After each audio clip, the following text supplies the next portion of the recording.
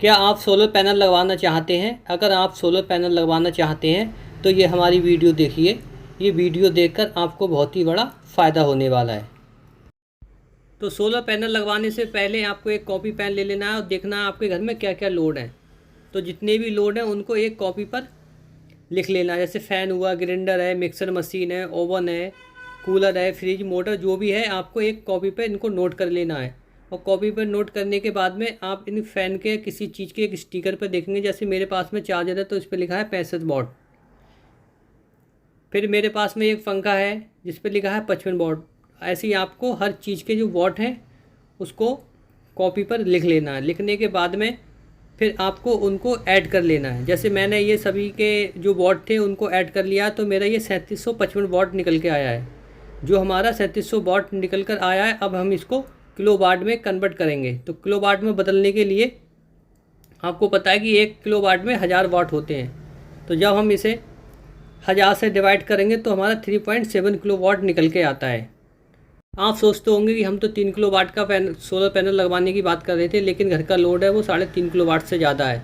तो इससे बिल्कुल कोई फ़र्क पड़ने वाला नहीं है, क्योंकि आप ये सभी चीज़ को एक साथ नहीं चलाते हैं। सोलर पैनल लगवाने से पहले आपको एक बात का ज़रूर ध्यान देना है कि जो सोलर पैनल होते हैं इनकी एफिशिएंसी 80 से 90% होती है। इसको हम इस तरह से समझेंगे। आपने 1 किलो वाट का सोलर पैनल लगवाया तो ये आपको 1 किलो वाट बिजली नहीं देगा, ये आपको 800 से 900 वाट ही बिजली देगा।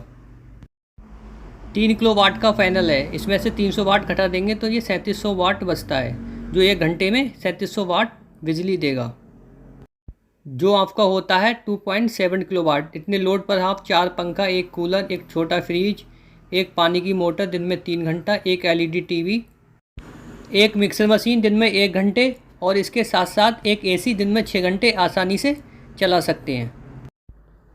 ये चार्ट में आप देख सकते हैं कि कौन सी चीज़ कितने टाइम में कितने वाट लेगी। जैसे मेरे पास में 4 फ़ैन थे तो 1 घंटे चलाऊँगा ये 220 वाट लेंगे। अगर मैं 10 घंटे चलाता हूँ तो ये 2200 वाट लेंगे। ऐसी कूलर अगर 500 वाट का है, अगर इसको 10 घंटे चलाएंगे तो 5000 वाट होते हैं। ऐसी फ्रिज ये 500 वाट का है, अगर आप 10 घंटे चलाते हो ये 5000 वाट होते हैं। इसी प्रकार ये चार्ट में आप दे सकते हैं। सभी चीज़ को मैंने लिख रखा है और लास्ट में इनको ऐड कर लिया है। तो ये टोटल आता है हमारा 3160 वाट।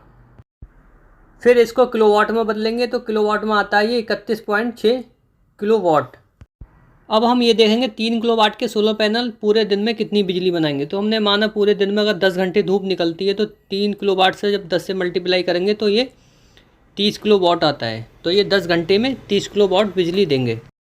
सोलर पैनल की इफिशिएंसी होती है वो 90% होती है। इसमें से हम 3 किलो वाट कम कर देंगे तो हमारा बचता है ये 27 किलो वाट। अगर आप 12 वोल्ट वाली 200 एम्पीयर की 4 बैटरी लगाते हैं तो ये 800 एम्पीयर होता है। अब हम देखेंगे ये बैटरी कितनी देर में चार्ज हो जाएंगी। 24 वोल्ट का इन्वर्टर लगाते हैं तो बैटरी को सीरीज में लगाना होगा, जिससे आपकी बैटरी 400 एम्पीयर की रह जाएंगी।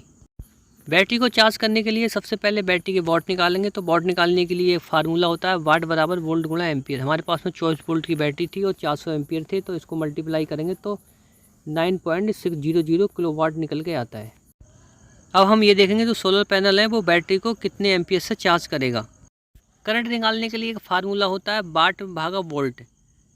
तो 2700 वाट की ये सोलर पैनल और 24 वोल्ट की बैटरी चार्ज करेंगे। जब 2700 को 24 से भाग देंगे तो 112.5 एम्पीयर निकल के आते हैं। अब ये देखेंगे ये बैटरी को कितने घंटे में चार्ज करेगा।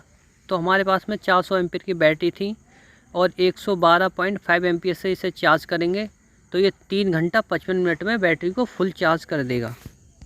अब देखते हैं दिन में कितनी लाइट बाकी बचती है। तो माना हमने 4 घंटे में हमारी बैटरी चार्ज हो जाएंगी। अब धूप बची 6 घंटे, तो 2700 को जब 6 से गुणा करेंगे तो ये आता है 16200 वाट। अब इसको किलो वाट में बदला तो 16.200 किलो वाट निकल के आता है। अब आप इतने लोड पर एक AC दिन में 6 घंटे और भी दूसरे उपकरण आसानी से पूरे दिन चला सकते हैं।